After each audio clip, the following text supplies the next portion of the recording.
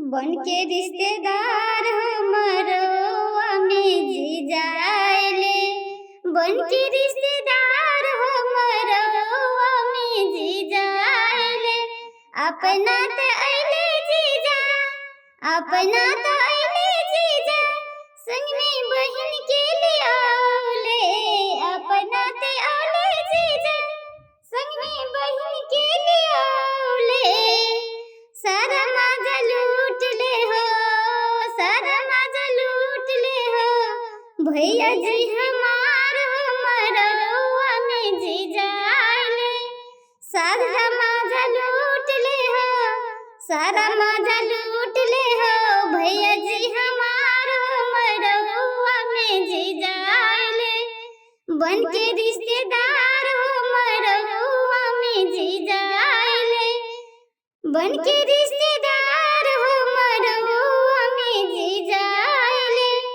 अपना त आइले जीजा, अपना त आइले जीजा, संग में बुआ के लाले। अपना त आइले जीजा, संग में बुआ के लाले। सारा मजा लूट ले हो, सारा मजा लूट ले हो।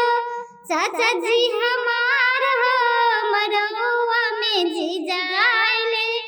बन के रिश्तेदार हमरवा में जीजा आइले।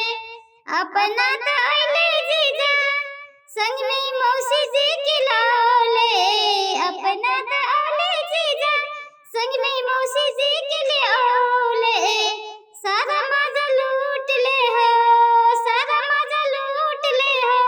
मामा जी हमार हमरवा में जीजा आइले। बन के रिश्तेदार हमरवा में जीजा आइले। बन के रिश्तेदार हमरवा में जीजा आइले। अपना त आइले जीजा, अपना त आइले जीजा, संग में मम्मी जी के लाले हो।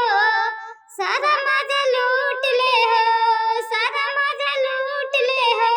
पापा जी हमार हमरवा में जीजा आइले। बन के रिश्तेदार हो, बन के रिश्तेदार हो। मरवा में जीजा आइले। बन के रिश्तेदार हो मरवा में जीजा आइले। अपना त आइले जीजा, अपना त आइले जीजा, संग में फुआ जी के लाले। सारा मजा लूट ले हो, सारा मजा लूट ले हो। चाचा जी हमार हमरवा में जीजा आइले। बन के रिश्तेदार